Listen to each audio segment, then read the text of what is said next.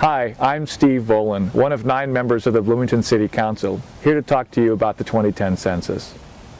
After the last census, Bloomington's population was measured at just under 70,000. When I tell people that, they ask me, yeah, but does that count students or not? It's a good question. Of the 12,000 people that I represent, more than half live in Briscoe, McNutt, Collins, Reed, Forest, or Wilkie, each with 1,000 students.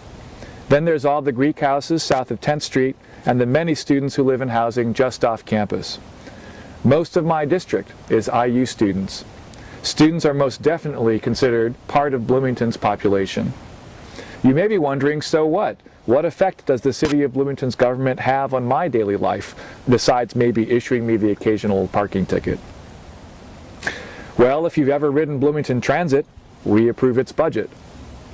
If you've ever flushed a toilet or taken a shower in Bloomington, the City of Bloomington owns and maintains the water plant and the sewer and stormwater system that serves IU. We approve their budget. IU may have its own police department, but the fire department that protects the campus is Bloomington's. We approve their budget too. So you are part of the 70,000 people who live in Bloomington. You also have representation on the Monroe County Council and in the Indiana State Legislature. They all deal with budgets that affect your daily life.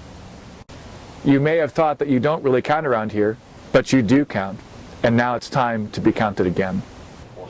The Constitution calls for everyone in the U.S. to be counted every 10 years. The Federal Bureau of the Census oversees the count. They're about to start the 23rd official head count in American history. The population has probably grown over the past 10 years. We need to know how many people are here so that we can make better decisions about how they should be represented. That's not just true for congressional districts, it's true even for city council districts. The results of the census also determine how many congressional districts a state gets and how much federal funding flows to states and municipalities. Student financial aid, public transit, and social services are just a few things dependent on how many people there are here. So the census is a big deal. In fact, everyone in the U.S. is required to be counted, and they're counting everyone again this year. The main way they do the count is through a short 10-question form. It should only take about 10 minutes to complete and drop in the mail.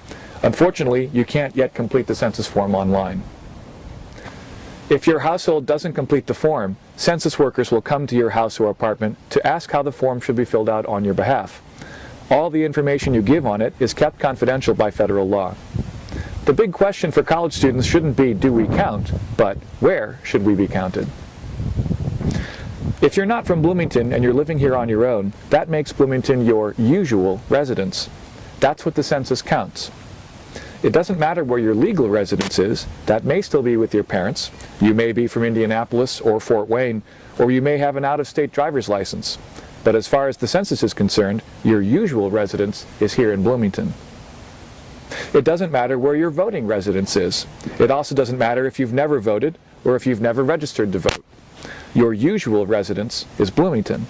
Completing the census form doesn't change your voter registration. It just counts where you are this semester. It doesn't even matter if you're not a U.S. citizen. If you're a citizen of another country, but you're in school at IU this semester, the census counts you. You need to be counted at your usual residence in whatever city you lead your daily life as of April 1st, 2010. What if you're out of town for a week on a school-sponsored trip? Again, your usual residence is still Bloomington. The census date is April 1st, but there's a period of several weeks before and after that date where you have the opportunity to complete the census form. People who are studying abroad this semester on some scholarship are not living in the United States for the time being, and the census isn't going to count them. That's the only circumstance under which someone doesn't need to fill out the census form. For more information about the census and how to make sure you're counted here, visit www.countusin.indiana.edu. The 2010 census. It's quick, easy, and required. Take 10 minutes, fill out the form, and help the Census Bureau count us in.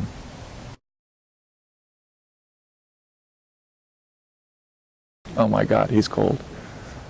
2010, 2010, 2010, 2010. Are you recording this? 2010! 2010! Count us in. Indiana, oh Indiana, Indiana, oh Indiana, Indiana, oh Indiana, Indiana, oh Indiana. Go IU, fight, fight, fight.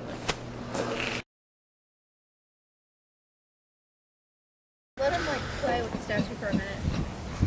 Like, oh, jeez. Wait. Yeah. Well, okay. So are you rolling? I mean, am I talking? You're gonna cut this stuff out. There was no audio. Statue is fucking freezing.